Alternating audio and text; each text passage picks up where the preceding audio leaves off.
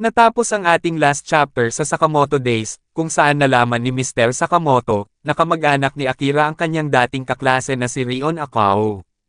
Ang grupo naman ni Shin ay nakaharap si Toramaru, at silang dalawa ay nagtatalo dahil sa kanilang idolo na si Taro Sakamoto. Ngayon, atin nang simulang talakayin ang susunod na chapter ng Sakamoto Days, at ito ay ang chapter 66 at 67.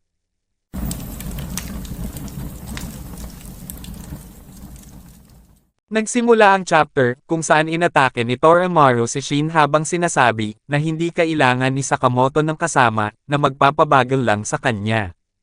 Nagawa namang makaiwas ni Shin, at ito ay umatras upang lumayo kay Toramaru. Nagpunta si Toramaru sa itaas at sinambit, na kahanga-hanga. Ni isang atake ko ay walang tumama sayo.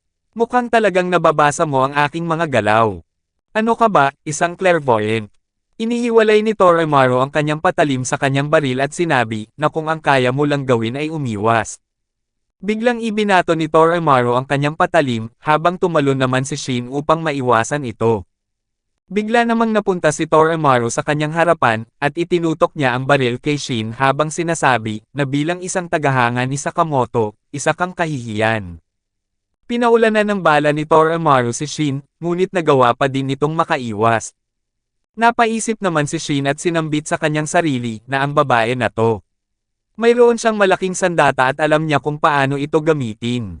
Pinapanood naman ni Mafuyo at Koji ang laban ng dalawa, habang sinasabi ni Mafuyo, na mukhang kailangan ng tulong ni Shin, ngunit nahihilo pa din ako. Sinaad naman ni Koji sa kanyang sarili, na napapaisip ako, tutulungan ko ba siya? Pero ano ang sasabihin ko? Parang ganito ba, pare, nandito ako para sayo. Pero parang sobra naman yun. Baka isipin niya na masyado akong feeling close kung yun ang sasabihin ko. O kaya nagagawin ko lang ng natural, kung saan tutulungan ko na lang siya nang walang sinasabi. Maghihintay na lang siguro ako, hanggang may sabihin siya. Si Koji ay talagang mahiyain. Sa ngayon, siguro ay hihimasin ko muna ang likod ng lalaking ito. Hindi naman nagustuhan ni Mafuyo ang ginawa sa kanya ni Koji, at sinabihan niya ito, na pwede bang huwag mo akong hawakan.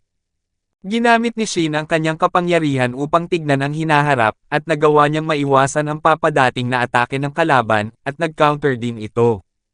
Nagawa niyang masipa sa leeg si Toramaru, na naging dahilan upang mapa-atras siya. Sinambit ni Toramaru, na mahilig ka palang mag-counter attack. Sa tingin ko, ibig sabihin nito, kailangan kitang talunin sa isang iglap, tama ba? Pagkatapos magsalita ni Toramaru, ay pinaulanan niya ng sunod-sunod na bala si Shin. Nagawa namang makaiwas ni Shin habang sinasabi nito, na malakas yon. Nakakainis. Ano kaya ang gagawin ni Mr. Sakamoto? Hindi. Walang silbi ang mag-isip kung ano ang gagawin ni Mr. Sakamoto, magkaiba ang aming katawan at kakayahan. Kailangan kong manalo sa sarili kong paraan. Isipin mo, ano ang magagawa ko dito? May biglang pumasok na plano sa isipan ni Shin, habang sinabihan siya ni Toramaru, na hindi mo magagawang pantayan si Sakamoto. Mabilis na sumugod si Shin, kung saan inatake niya ng harapan si Toramaru gamit ang kanyang kamay. Nagawa namang makadepensa ni Toramaru gamit ang kanyang sandata, ngunit ito ay tumalsik paatras at napunta sa kagubatan.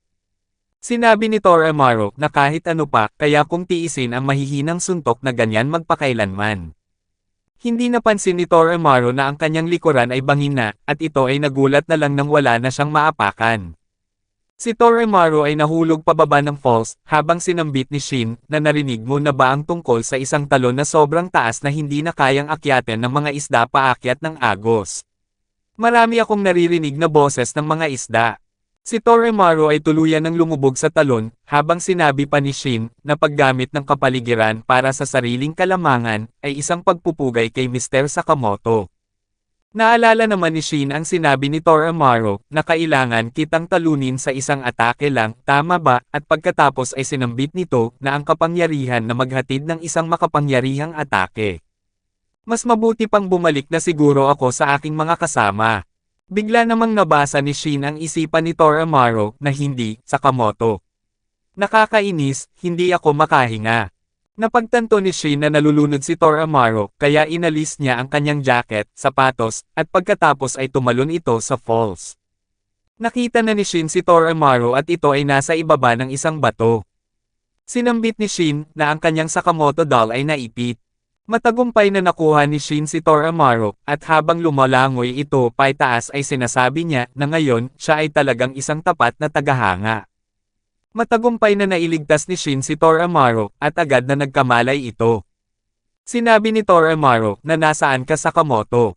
Masaya ako na okay ka lang, habang sinaad ni Shin na sa susunod ay hindi na kita sasagipin. Sinambit ni Toramaru na ikaw.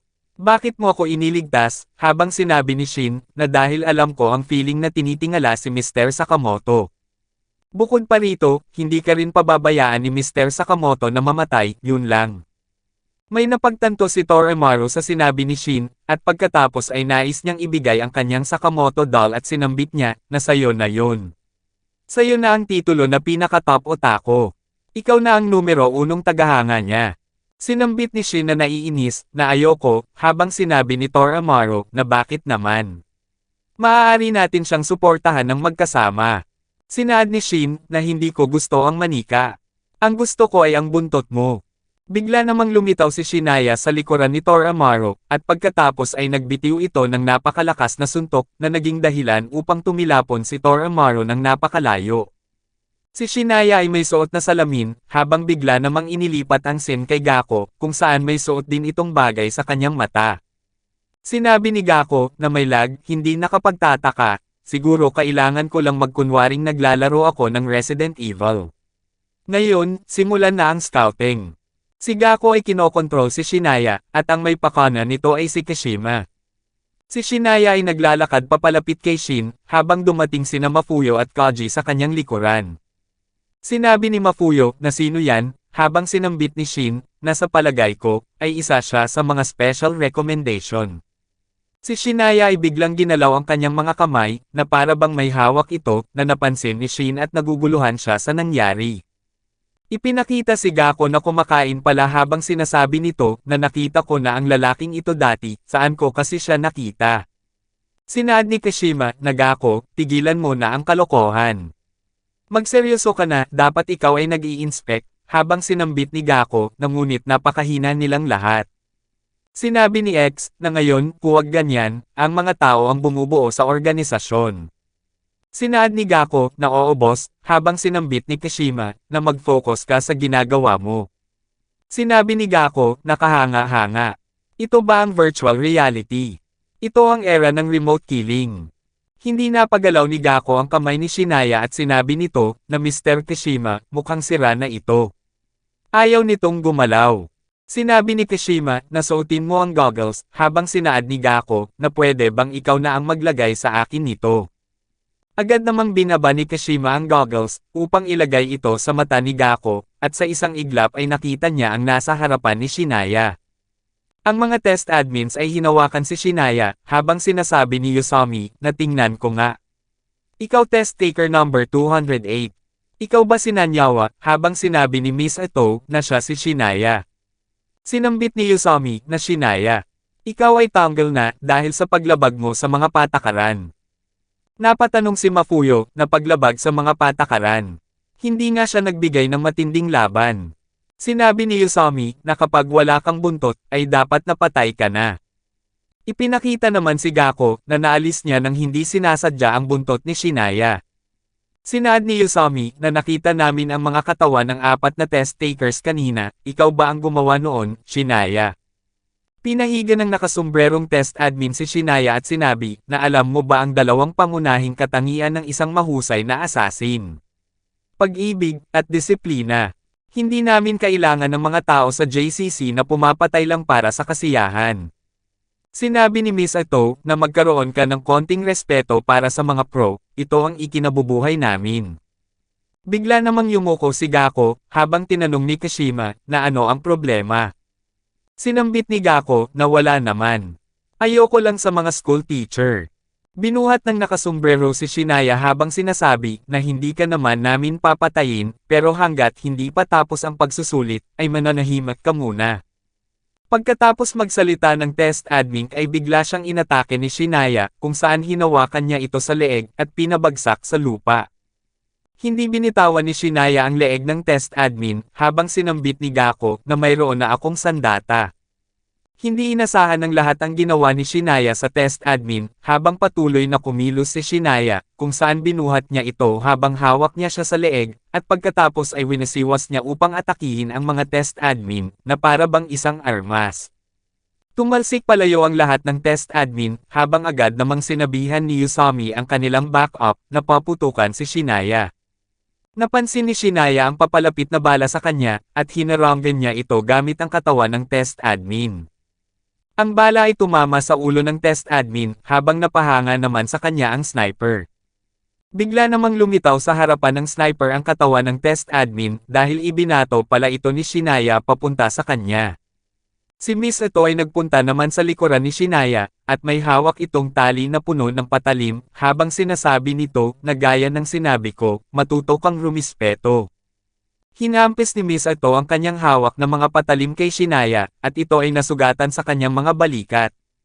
Nagawa namang mahawakan ni Shinaya ang paa ni Miss ito, at pinaikot-ikot niya ito ng mabilis sa ere, at pagkatapos ay itinapon niya ito sa ilog, at bumunggo ito sa malaking pader, na naging dahilan upang mabasag ang kanyang ulo. Labis na nagulat at nabahala sina Shin, at Mafuyo sa kanilang nasaksihan, habang sinabihan sila ni Usami, na ayon, tapos na ang test.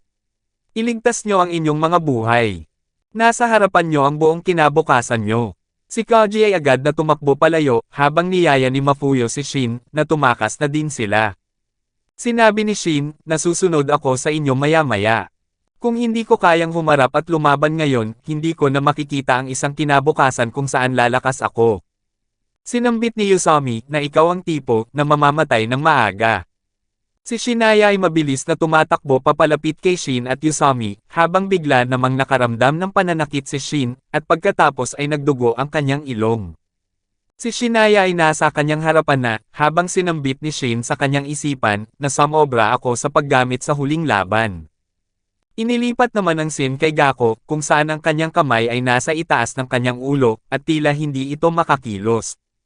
Tinanong ni Kishima na anong nangyayari, habang inilipat ang Shin sa nagaganap na laban, kung saan sina Amaro at Mafuyo, ay inatake si Shinaya ng magkasabay.